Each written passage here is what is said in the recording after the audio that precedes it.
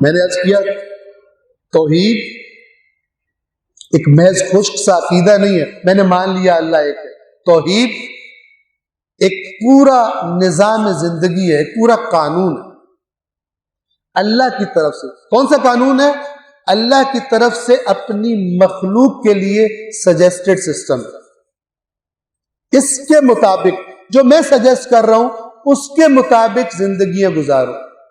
जो मैं जिन चीजों को अकदार वैल्यूज करार दे रहा हूं तुम्हारे लिए, उनके पीछे चलो। ये खुदा ने सजेस्ट किया। आज का एक मुसलमान नौजवान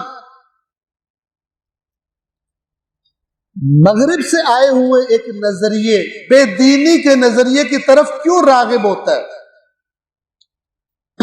शायद आज ये पूरी बात मैं मुकम्मल ना कर पाऊं, कल इसको जारी रखना पड़े, लेकिन आपसे अर्ज है कि तवज्जो फरमाइए। खासतौर पे फिर अर्ज करूंगा जो नौजवान जवान यहां पर बैठे हुए, सिर्फ मर्द नहीं, बच्चियां हमारी। एक पाकिस्तान में भी तहरीक चली, पूरी दुनिया में तहरीक चली हुई है फेमिनिस्ट, जिसके नाम पर पाकिस्तान में भी मुजाहरे होते हैं, जुलूस निकाले जाते हैं, आपने देखा होगा। कौन होती है उन जुलूसों में शिरकत करने वाली, मसलन उस मूवमेंट में, वॉक में शिरकत करने वाली? सभी मसालिक की होती, शिया भी मौजूद है, अहले सुन्नत भी मौजूद है, मुख्तलिफ मसालिक में। जबकि इस फेमिनिस्ट तहरीक की बात बातें सद दर सद जिद्द दीन के बिल्कुल खिलाफ है। क्यों इस बच्ची को रगबत हो रही है उस तरफ? क्यों एक मुसलमान औरत को रगबत हो रही है उसकी तरफ? इसमें वेस्ट वालों का भी हाथ होगा, लेकिन मुसलमान मर्दों का भी उतना ही हाथ है। कौन से मुसलमान?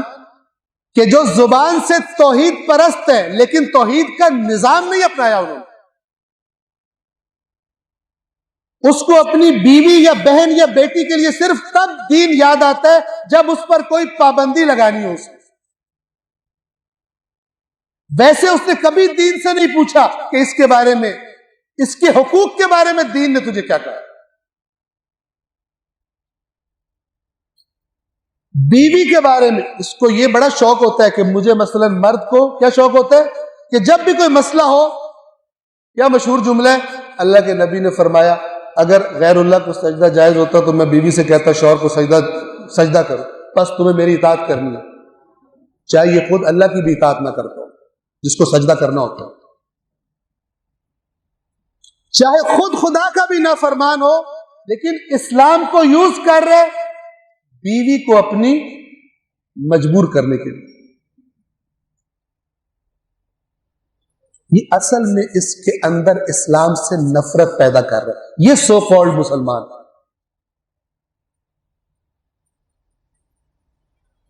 ये देखने की कोशिश नहीं कर रहा कि मसलन जो तौज़ीउल मसाइल में चीजें लिखी हुई है वो बाज जगहों पर बिल्कुल लास्ट रिसोर्ट के तौर पर है।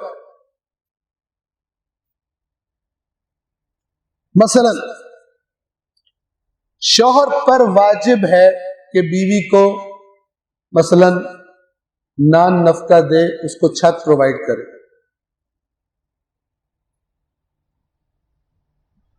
अब वो ये करता है, सिर्फ तौज़ीउल मसाइल पढ़ी या कुरान मजीद नहीं पढ़ा उसने, तो वो थोड़ा सा काम करके, यानी गोया कि मेरी गर्दन ना फंसे, समझ रहे मेरी गर्दन नहीं फंसेगी, मैंने ये कर दिया। उसके बाद मसलन शौहर और बीवी जो मसलन जिंदगी का सहारा एक दूसरे का, छोड़ देता उसको। ज्यादा मैं तफसीलात इस मसले की नहीं करता, छोड़ देता है, लटका देता है उसको। जब वो कोई तकाजा करती है, कहता है मैं वाजिबात अदा, मैं तकाजा कर रहा हूं, तुम्हारे जो शरई तकाजे हैं वो पूरे कर रहा हूं। ये खुद धकेलता है उसको बेदीनी की तरफ, गुनाह की तरफ। और फिर जब अपने दोस्तों की महफिल में बैठता है, कहते हैं कि हमारे इस्लाम में यहाँ पर बेदीनी बहुत फैल रही है, हमारी खास तौर पर बच्चियों में बेदीनी बहुत। तुमने खुद ऐसा किया, अल्लाह ने जो उसके हकूक मुकर्रर किए थे तुमने नहीं दिए, तुमने खुद धक्का दिया उसको बेदीनी की तरफ। तुम इन्वॉल्व हो एक मुसलमान को काफिरों की तरफ धकेलने में। क्यों? इसलिए कि तुमने इस्लाम में जो तुम्हें फायदे मिलते थे वो तो तुमने बड़े अच्छे जाके मौलाना से पूछ लिए, मेरे क्या क्या राइट है। अपनी राइट्स पूछी, बीवी की ड्यूटीज पूछी, अपनी ड्यूटीज नहीं पूछी। आपको कुरान मजीद से मिसाल अर्ज करूं,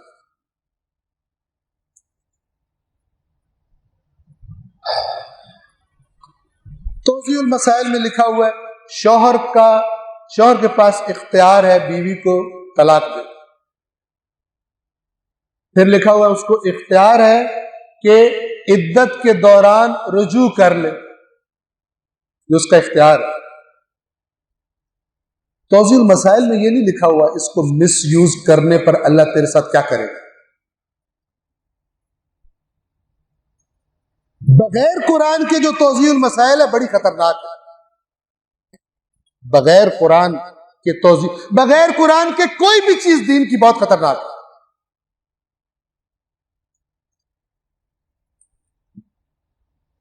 अब ये क्या करता है, बाज लोग देखे हम, ये मसाइल आते हैं हमारे पास, क्या करता है, बीवी को नहीं रखना चाहता किसी भी वजह से, उसे डाइवोर्स दे, तलाक दे देता है। और जब तलाक दे देता है तो फिर उसके बाद वो उससे तकाजा करती है कि आपने जो हक महर में मुझे लिख के दिया था वो मुझे दो, बजाय देने के कि जिसकी वो मालिक है शरअन। बजाय उसको देने के कहता है मैंने रुजू कर लिया। जब शौहर ये कह दे, चाहे बीवी मसलन अपने घर क्यों ना बैठी हो, अपने माँ बाप के घर, वो रुजू हो जाता है। अब वो गोया कि दोबारा से उसकी बीवी है। ये बीवी बनाने के लिए रुजू नहीं किया, उसको लटकाने के लिए रुजू किया। इस किस्म के जानवर को अल्लाह धमकी देता है कुरान में।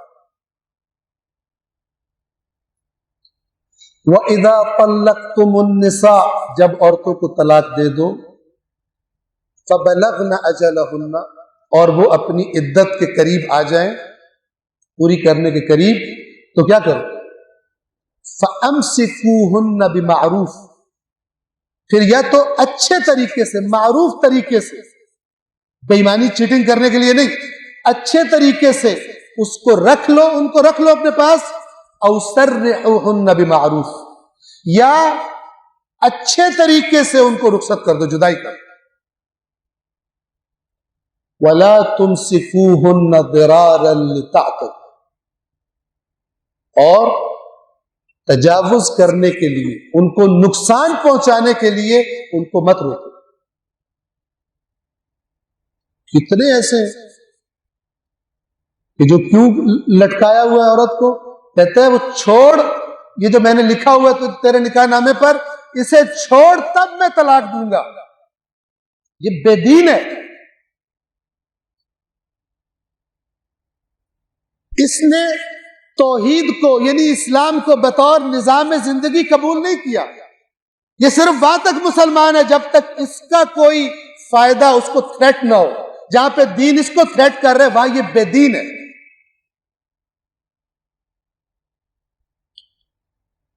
ये होता हुआ दिखाई दे रहा था इमाम हुसैन कि क्या हो जाएगा कल, कि जितना भी गंदा इंसान उम्मत के सर पर उस कुर्सी पे चढ़ के बैठ गया, एक दफा वो हज करने चला गया बैतुल माल के खर्चे पर, जैसे आज भी होता है, जिनको शायद नमाज पढ़नी भी ना आती हो, बाज सियासतदान, आपने सुना है टीवियों में बाज को खुदा ने रुस्वा किया कि सूरतुल इखलास भी पढ़ने की जो ताकत नहीं रखते, इस कौम के टैक्स के पैसों पर पूरा जहाज भर के जाते हैं उम्रा करने की। आप समझते हैं इन बेवकूफ़ों का उम्रा कोई अल्लाह की बारगाह में कबूल होगा?